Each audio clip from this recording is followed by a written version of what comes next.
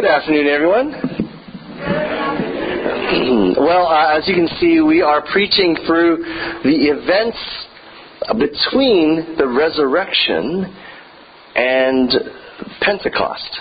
So everything that Jesus does, we're going to be picking up a few of those items and preaching it. So after Easter, we preached on the women at the tomb and their report to the disciples who then didn't believe. And then we visited the road to Emmaus and that journey last week. And this week we're coming to the appearance of Jesus to the disciples and the absence of Thomas. Now, I was going to leave this a little bit later, but I thought I would take this moment because Jesus uses these words in this particular passage. There is a liturgical clarification I wanted to provide a little bit. And that is the response to what Jesus says, and which is, "Peace be with you." He always repeats this. And we often pass the peace in our church and in other church communities as well. First of all, I want to say that when we say peace be with you, it really means the shalom of God, the fullness. So the word peace is not like just peace out, everyone, kind of thing. It's more like the wholeness of the gospel, the wholeness of all the goodness of God be laid upon you. A true shalom. A peace in the heart and the soul and in your life in every aspect. So it is a word of blessing. But when we say it also within a communion of people, all the people in the church, we actually also mean peace be among us, between us. So when we say peace be with you, we actually do wish this blessing with others. And it means that we are in good relationship. So the liturgical clarification, it just really is just something to be reminded of, is that the response that we used to make towards peace be with you is and also with you. Right? If some of you guys remember way back, we used that. But there is also another response that is more common, and that is and with your spirit. So I know sometimes we've meshed the two together and said, and also with your spirit, because and also with you is the beginning of the old version, and with your spirit is the new version. And so we've sort of, pushed them together. But the liturgical response traditionally would be, and with your spirit. So let's practice that really quickly, because we'll be doing this probably later on. Peace be with you. And with your spirit. One more time. Peace be with you and with your spirit. Peace be with you. And with your spirit. Beautiful. So thank you for your patience in that, because these are the words of Jesus to us and to his disciples in this fascinating interplay of the narrative we're about to explore together. This is the icon of St. Thomas. It is unfortunate for him that he has often picked up the moniker of Doubting Thomas. Have you heard that before? And people say this to each other sometimes, in the past. Don't be such a doubting Thomas. Don't be like a Debbie Downer or something like that. and so Thomas has picked up this, bad rap. But you can understand why, as the passage was read for us by Andrew. We kind of know why. Okay, yeah, he's the doubting guy. But I want to get a little bit deeper into it. The sermon today is entitled, Finding Lost Faith. And we are in a culture now that has kind of in many ways might be described as having lost its faith. Some would say that we are in a post-Christian culture, in which many people were Christian at some point, maybe in an idea of Christendom that dominated culture. But now we're in a space where people assume, okay, yeah, Christianity is kind of passé. It's just part of our culture. Do we really believe, as Greg was challenging us, like when we say the Apostles' Creed or sing it, do we mean those things? Do we understand what we're saying? And tragically, many people who used to attend the church, people who might have been the children of long-time churchgoers and went to Sunday school. And perhaps we're afraid of this too, especially on Mother's Day, as we think about, will our children come to faith? Many people have lost their faith in one way or another. Why does that happen? How does someone lose faith? And I believe that the examination of what's happened with Thomas has something for us to learn as we, as people of faith, speak to those who may have perhaps lost it or have not yet discovered it. So let's take some time to see what's happening with Thomas. Before I get into the exact narrative, I want to share with you a passage that comes from John chapter 11. Same book, same gospel that was read for us. But in John chapter 11, Jesus begins to turn towards Jerusalem, knowing what he has to do. And his disciples are telling him, why are you going to Jerusalem? You know they have it in for you there, right? You know the religious elites, Sanhedrin, all those priests, they hate you. They want you, dead, right? Look what they did to John the Baptist.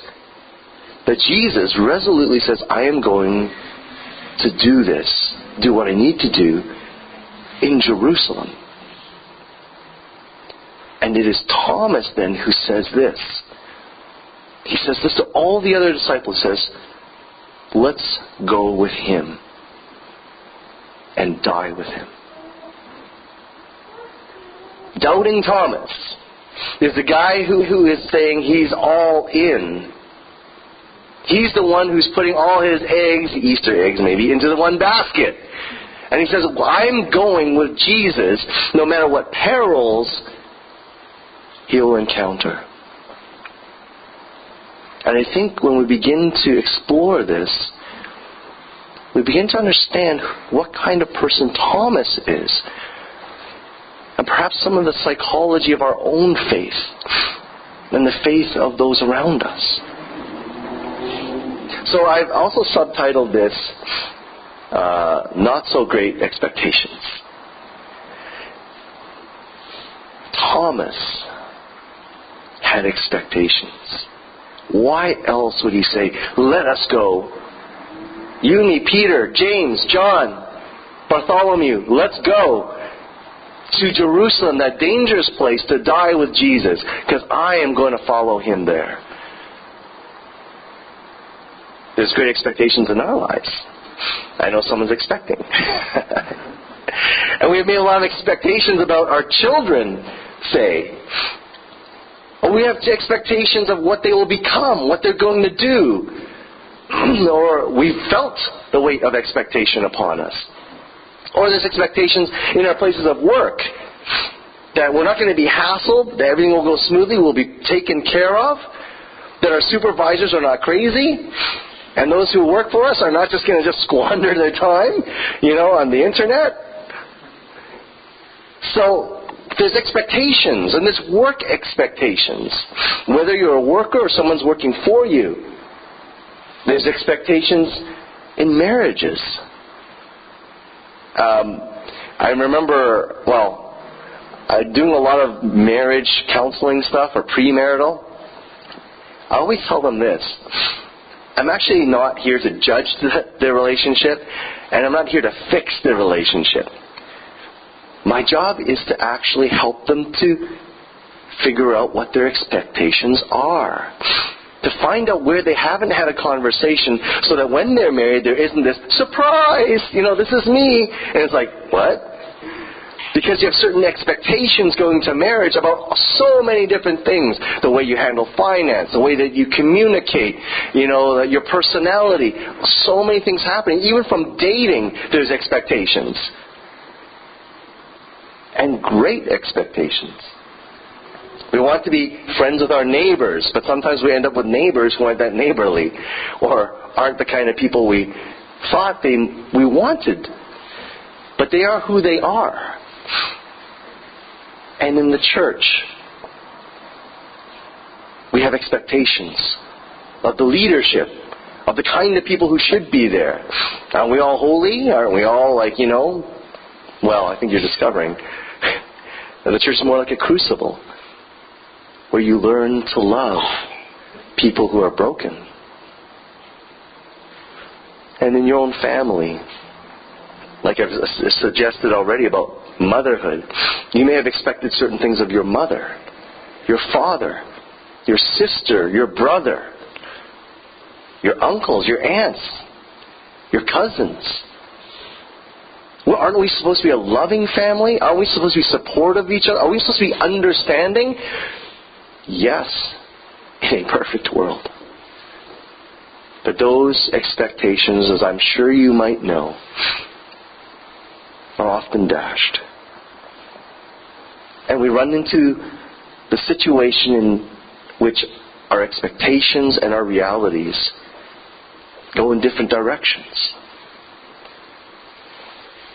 This is a misquote oftentimes I see on the internet, so I actually X this out for you. It's not Shakespeare. Thank you very much. It just bothers me because I'm an English lit major from the past. But the quote stands. Expectation is the root of all heartache. Okay, a little overstated, but isn't that sometimes true in your own life? Or in the lives of those around you who place expectations on you? That when you don't measure up, or when someone doesn't measure up, or things don't go the way you want it to, isn't it frustrating? Disappointment. Now, I'm not a math major, so I don't know how this all works. But it has to do with how expectations and reality meet and their relationship. And sometimes when expectations are not met, we get a little bit despondent. What happens when we're disappointed with God? Have you been disappointed with God? Thomas was disappointed. He went to Jerusalem to die with Jesus. But he's among those who will abandon Jesus in the Garden of Gethsemane. And he had high hopes that Jesus would be the king of the Jews, of Israel, who came in on this triumphal entry, that people would receive him, that now everything will change, society will change, our access to God, our understanding of our relationship with him will change. But instead, within a week, Jesus doesn't lift his hand against the guards who come, the temple guards. He doesn't lift his voice when Pilate is talking to him. And he gets himself crucified. Thomas expected the Messiah. Didn't he hear Peter say, "You are the anointed one. You are the Messiah. You are the Son of God. You are the Son of David who is to come." And all his ideas and expectations about the Messiah, the anointed one, would come and do, dies on the cross. Now we know that story, and we're on the other side of the resurrection, so we've got that part, right? So we're not disappointed with God anymore, right? No. In my life, one of the disappointments that I experienced with God was when a good friend of mine's mother was diagnosed with cancer. In the church that we were in, we prayed over her and we believed that God could heal her. Did God not heal? Did Jesus not heal in the Gospels? We laid hands on her We had evenings of prayer poured over her as a whole church community together, asking God to preserve her life, to heal her of cancer. She died of cancer. Were we disappointed? Absolutely. Why didn't God answer our prayers? Why didn't God save her, her husband, her children, that grief, her community? Why do things not turn out the ways that we want them to? We expected. Weren't we asked to have faith? Weren't we asked to believe in the resurrection? We were disappointed. I want to pause and I want to give you a moment to not be afraid and explore your disappointment with God.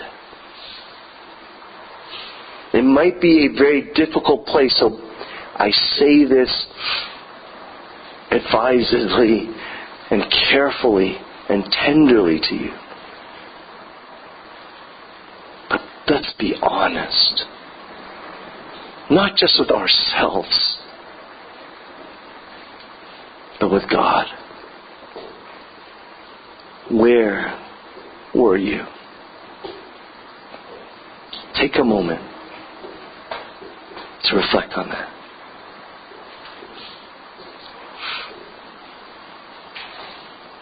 And if you're able to identify that disappointment, I invite you to have the courage and faith to mention it to God in your heart, knowing that He hears you. Tell Him your disappointment. Tell Him.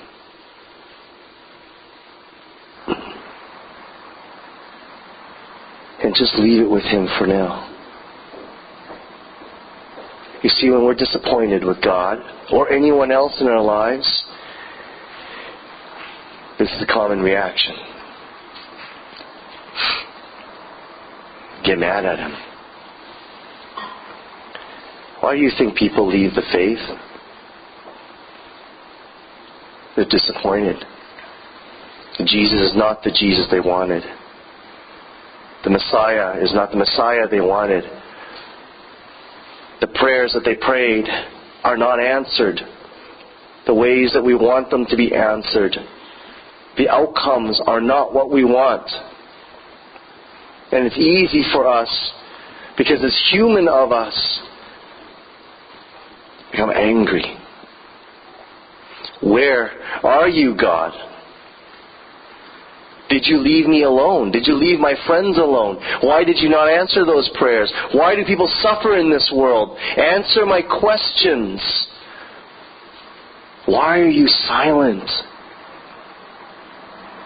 Why are you so far away from me? And even as anger fades, the embers still remain of bitterness. Something that lingers. Not just in your mouth, but in your heart, in your soul. It becomes like a wall that we've built out of our disappointments, and we turn. How does it turn, Thomas? I'm not sure you understand what he is saying in the passage. When he says to the other disciples, his friends, not unless I put my finger into his wounds will I believe. You know how sick that is? Like, if you think about it, it's not like we've said it so much, we've read the passage, oh yeah, he wants to put his fingers there, and it's cool, right? And then there's holes and whatever. But you have to think, what kind of nut bar wants to put their fingers into people's wounds? Like, I don't even want to stick my finger in your eye, okay? That's like just wacko stuff. It's just intrusive. It's disturbing. But he says this really disturbing stuff because he's angry. He says this really disturbing stuff because he's disappointed and he's bitter. That all those eggs that he put in the Jesus basket are now broken. And that's why people say, I don't believe in God. That's why people say, God, if he exists, is evil. He's wicked. He doesn't care about us. He's useless. There's no reason anyone should believe in a God because I'm disappointed in him. There is no Messiah. There is no resurrection. There is no Jesus because I've been burned before. Unless I stick my finger into the holes of his wounds, I'm not going to believe. Do you understand why? And this is not about that it's wrong to have expectations. No, not at all. We should have expectations of certain things, but sometimes our expectations, we don't understand the reality that it's actually supposed to align with. Maybe Thomas didn't understand what Jesus actually was trying to do. What God has been doing through the ages, through centuries. That he has been orchestrating, he's been maneuvering, he's been trying, he's been calling and calling. And no one's picking up on the other end. So no one knows what a Messiah really does or is. No one understands what God has been pushing for to transform and save the world and humanity itself. And all our disease and all our war and all our anguish. That God has been trying and he has been at work doing it. But maybe not as fast as we like. Maybe not in the ways that we understand. Not in the ways that we expected. And we doubt he even cares then. People leave faith because they're disillusioned. I mean, that's the term we use. And I suspect, and I've said this to others before, that I don't think actually you make a good Christian unless you deal with your disillusionment or have been disillusioned. What do I mean by that? At some point, everything that we believe God is supposed to be for us, from our own perspective, has to be challenged. A prayer that I invite you always to pray is this: Lord, do not be who I think you are. Do not be who I am simply told you are. Be who you actually are to me. Do you understand that? I don't want God to be an idol I've created. I don't want Jesus to be an idol that I've created. I don't want him to be who I want him to be. I want him to be him. Truly himself. I want him to take away my illusions that I've created of him. I want to see behind the curtain into the colors, the intricacies of who he is and how he works beyond even my understanding, accepting that sometimes I won't understand my pain, but perhaps I may begin to understand my disappointments. And in so doing, when I walk alongside those who have been embittered, those who are disillusioned, I don't say to them, "You should believe," or "You're not very faithful." But I understand. But I still believe. And these are my reasons why. What helps Thomas get over the hump of disappointment, bitterness? It's by actually seeing Jesus. And it is Jesus who knows what he said. Here are my hands. Here's my side. Come. Come close to me. Touch me. See that I'm alive. And maybe the wounds of Jesus, and maybe the wounds of Thomas are not just those physical wounds, but the wounds of what he said. The wounds that aren't seen. The wounds of the disappointment, the brokenness, the shattering of his expectations. It is not just Thomas who has been wounded by his own expectations, but it is Jesus who is wounded. But it is Jesus who says, "Come and touch me. Understand what I have done for you. Understand what I have done for the world." You see, it's our personal interaction with Jesus. Your ability to say to him, "I'm disappointed," honestly. And then to listen. My friend's mother who died from cancer, I know Jesus loves her. I know that Jesus loves her husband, her children. I know that he loves the church. He understands our sadness, our grief, our disappointment. He does not disconnect from us, but continues to invite us into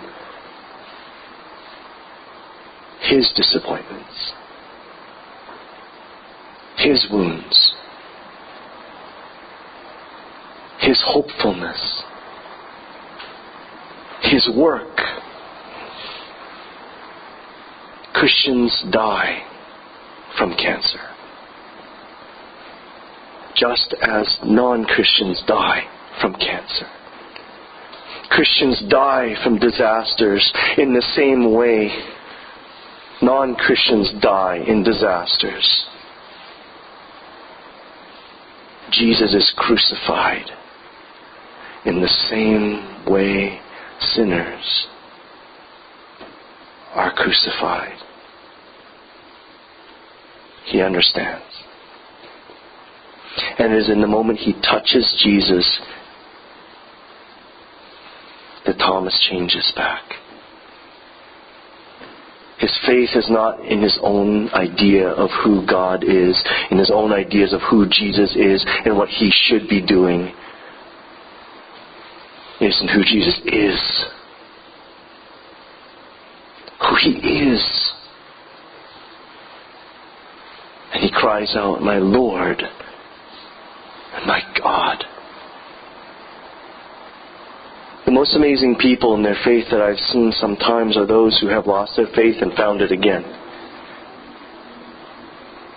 And perhaps their faith was very seminal or childish, or perhaps even establishing the church through culture. It was what they did.